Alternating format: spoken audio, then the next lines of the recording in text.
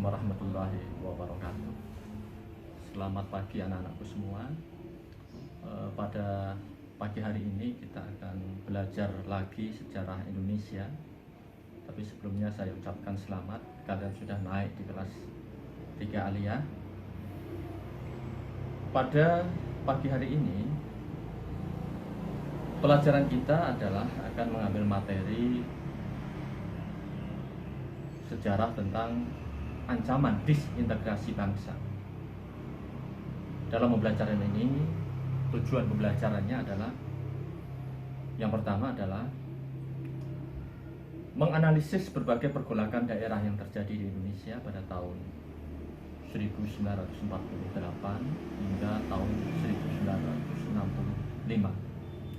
Kemudian tujuan yang kedua adalah mengaitkan peristiwa pergolakan daerah yang terjadi di Indonesia dengan potensi ancaman disintegrasi. Kemudian yang ketiga, tujuan pembelajaran adalah mengambil hikmah dari berbagai ancaman disintegrasi bangsa yang pernah terjadi di Indonesia.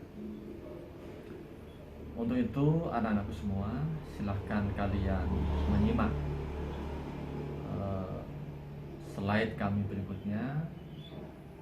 Silahkan sambil santai-santai, tidak apa-apa karena memang kita belajar daring di rumah. Mudah-mudahan bermanfaat. Terima kasih. Kali ini kita akan membahas bersama materi pelajaran sejarah Indonesia kelas 3 SLTA dengan materi perjuangan menghadapi disintegrasi bangsa. Proklamasi kemerdekaan Republik Indonesia yang dikumandangkan Soekarno-Hatta pada 17 Agustus tahun 45 terus menuai cobaan. Persatuan dan kesatuan bangsa yang baru seumur jagung harus menghadapi rongrongan perpecahan dari sejumlah wilayah yang tidak puas dengan kinerja pemerintah pusat Jakarta. Pergolakan yang terjadi di Indonesia, yaitu yang terjadi sekitar tahun 1945 hingga tahun 1968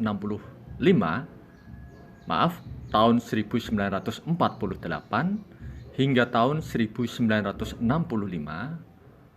disebabkan atau dilatar belakangi oleh beberapa hal. Di sini disebutkan ada tiga sebab permasalahan. Yang pertama adalah konflik berdasarkan ideologi. Kemudian yang nomor dua adalah konflik berdasarkan kepentingan. Yang nomor tiga adalah berdasarkan sistem pemerintahan. Coba kita perhatikan peta konsep yang ada di depan kalian, bahwa perjuangan menghadapi ancaman disintegrasi bangsa tahun 48 sampai 65 tadi saya katakan disebabkan oleh tiga hal. Di sini adalah karena ideologi, karena kepentingan, karena pergolakan sistem pemerintah. Coba kita perhatikan, karena ideologi itu di sini menyebabkan beberapa pergolakan yang terjadi, yaitu ada pemberontakan PKI Madiun, kemudian pemberontakan DITII, dan G30S PKI. Akan tetapi dalam kesempatan ini akan kita bahas dua pergolakan yang terjadi, yaitu pemberontakan PKI Madiun dan pemberontakan DITII.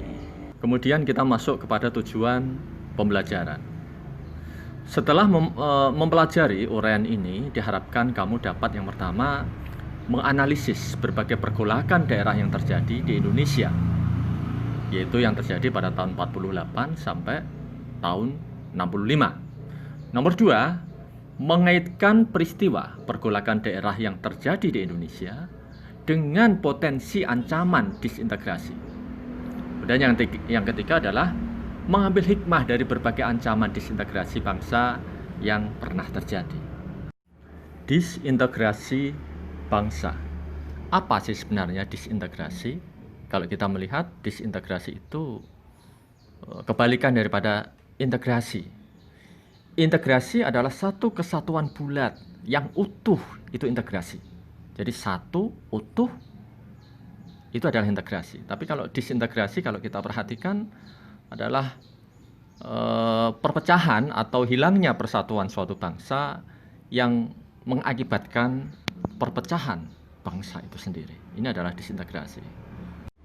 Coba kita sekarang diperlihatkan peta wilayah Indonesia yang begitu luas, dari Sabang sampai Merauke, dengan lautan yang juga cukup luas, dengan banyak kepulauan, ada 15.000 kepulauan.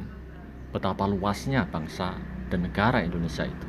Ini adalah keanekaragaman budaya bangsa Indonesia yang terlihat indah sekali. Sebuah keanekaragaman budaya etnis, karena memang Indonesia terkenal dengan ragam kebudayaan, ragam etnis, ragam bahasa, ragam ras, ya. Maka Indonesia sangat terkenal sekali dengan istilah multi etnis. Baik, sekarang kita masuk pada materi yang pertama, yaitu pemberontakan komunis Madiun tahun 1948. Kita perhatikan tokoh-tokoh utama dalam pemberontakan itu, yaitu ada Musso dan juga ada Amir Syarifuddin. Oke, kita lanjutkan. Baik, berikutnya sekarang kita lihat bagan yang ada di hadapan kalian, di mana di situ ditunjukkan latar belakang tentang adanya pemberontakan PKI Madiun. Ada 3 latar belakang di sini yang melatar belakangi pemberontakan. Yang pertama adalah kejatuhan kabinet Amir Syarifuddin, di mana Amir Syarifuddin kala itu dia sebagai seorang perdana menteri yang dianggap bertanggung jawab pada hasil perjanjian Renville yang menyebabkan wilayah Indonesia semakin sempit. Karena Amir Syarifuddin dianggap bertanggung jawab pada perjanjian Renville itu, karena dia yang menandatangani, termasuk diantara penandatangan daripada perjanjian Renville, hal ini menyebabkan Partai Nasional Indonesia mengajukan mosi tidak percaya. Nomor 2 yang menyebabkan atau sebagai latar belakang pemberontakan PKI Madiun adalah kritik terhadap kebijakan Kabinet Hatta. Pada masa pemerintahan Hatta melakukan diantaranya kebijakan yang sangat tidak disukai oleh Amir Syarifuddin di sini adalah adanya rasionalisasi angkatan perang. Rasionalisasi angkatan perang ini artinya adalah memangkas atau mengurangi jumlah tentara yang terlalu berlebihan dibandingkan dengan anggaran negara yang sangat sedikit. Itu adalah tujuan utama. Tapi bagi Amir Syarifuddin, dengan adanya rasionalisasi ini menyebabkan banyak tentaranya yang dari golongan komunis yang juga ikut serta dihilangkan oleh Hatta. Ini yang menyebabkan Amir Syarifuddin betapa tidak suka pada pemerintahan Hatta kala itu. Coba kita lihat bersama, ini adalah pelantikan kabinet Amir Syarifuddin, ya, di mana seluruh anggota kabinet yang berupa menteri-menteri ini sedang foto bersama, ya, bersama dengan presiden dan yang lain. Kita perhatikan. Setelah Amir Syarifuddin turun dari jabatan, maka kemudian Amir Syarifuddin berjuang di luar pemerintah. Bahkan Amir kemudian mendirikan organisasi FDR yang mempersatukan semua golongan sosialis kiri dan komunis sebagai oposisi pemerintah. Dan pendirian FDR tersebut mendapatkan dukungan dari Partai Komunis Indonesia kala itu, serta mendapatkan dukungan dari organisasi massa yang berhaluan sosialis komunis yang lain. Tujuan FDR, bentukan daripada Amir Syarifuddin, ada 2, yaitu melakukan pemogokan umum dan pembubaran Kabinet Hatta. Tentang alasan kenapa Kabinet Hatta harus dibubarkan, alasannya sudah saya sampaikan di atas, yaitu diantaranya adalah karena Hatta telah melakukan rasionalisasi angkatan perang di Indonesia, gitu ya. Latar belakang yang ketiga tadi adalah kedatangan Musso dari Uni Soviet.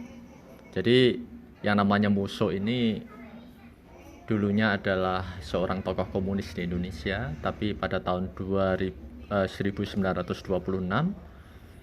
Musso bersama dengan partai komunisnya melakukan pemberontakan pada zaman kolonial, yaitu pada zaman Belanda. Pada tanggal 11 Agustus tahun 48, Musso kembali ke tanah air, dan momennya sangat tepat sekali kala itu, di mana di Indonesia sudah berdiri FDR yang nantinya atau kelak di kemudian hari sebagai partner dalam berjuang dengan komunis di Indonesia bersama-sama, yang kemudian kita pahami ada pemberontakan PKI Madiun. Meleburnya FDR yang sosialis dengan komunis pimpinan Musso jadilah Partai Komunis Indonesia.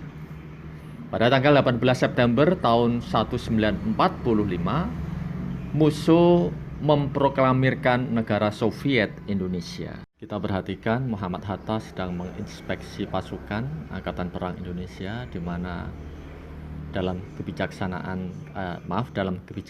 Hatta diantaranya adalah melakukan rasionalisasi Angkatan Perang. Karena tindakan Partai Komunis Indonesia kala itu telah mendirikan negara di dalam negara, yaitu negara Soviet Indonesia, sehingga hal yang demikian ini bagi pemerintah dianggap makar. Oleh karena itu, pemerintah sesegera mungkin untuk melakukan pemberantasan terhadap tindakan-tindakan Partai Komunis tersebut. Provinsi Jawa Timur dijadikan daerah istimewa dan mengangkat Kolonel Sungkono sebagai gubernur militer. Operasi penumpasan komunis di wilayah Jawa Timur terutama, yaitu di Madiun, langsung dipimpin oleh Kolonel Ahmad Nasution dengan menggunakan 2 brigade dari cadangan divisi 3 Siliwangi serta kesatuan-kesatuan yang lain. Maka komunis yang melakukan pemberontakan itu berhasil dimusnahkan. Musso yang melarikan diri berhasil dikejar, tertangkap, bahkan belum sampai tertangkap, kemudian terjadi adu tembak, dan Musso tertembak.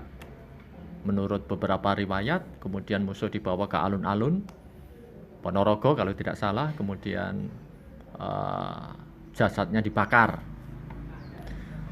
Kemudian Amir Syarifuddin ketangkap di Purwodadi, yang kemudian dibawa ke Kudus dan kemudian dilanjutkan ke Yogyakarta untuk diadili. Sedangkan tokoh-tokoh komunis yang lain seperti Aidit dan Lukman berhasil melarikan diri ke Cina dan Vietnam. Barangkali kalian pernah mendengar nama Aidit. Aidit ini sebenarnya memang sudah mulai bergerilya tahun 45. Ya, tahun 48 dia sudah aktif ikut serta dalam kegiatan pemberontakan komunis pimpinan Musso.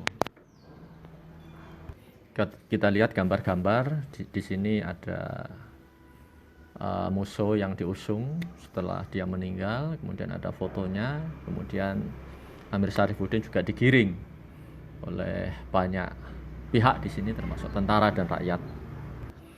Ternyata di sini Amir Syarifuddin telah mengubah jalan takdirnya, yang dulu sebagai pejabat terhormat, seorang perdana menteri, yang kemudian selanjutnya dia memberontak dan menjadi tahanan politik oleh pemerintah.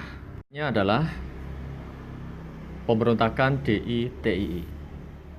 Jadi pembentukan negara Islam Indonesia yang telah dideklarasikan oleh Sekar Madi Marijan Kartosuwiryo pada tanggal 7 Agustus tahun 49 di Tasikmalaya, Jawa Barat. Kenapa dikatakan DITII? DI berasal dari Darul Islam, istilah Darul Islam. Kemudian TII adalah Tentara Islam Indonesia. Sehingga pemberontakan ini yang dilakukan oleh kelompok Sekar Madi Marijan Kartosuwiryo ini adalah disebut dengan DITII. Gerakan DITII ini adalah gerakan di mana ingin menjadikan Republik Indonesia sebagai sebuah negara yang menerapkan dasar agama Islam sebagai dasar negara. Maka karena ini adalah gerakan makar juga, sehingga pemerintah Indonesia menurunkan pasukan Siliwangi yang bekerja sama dengan rakyat untuk melakukan operasi Bratayuda dan Pagar Betis. Sehingga sebenarnya proses penumpasan ini cukup lama juga di sini.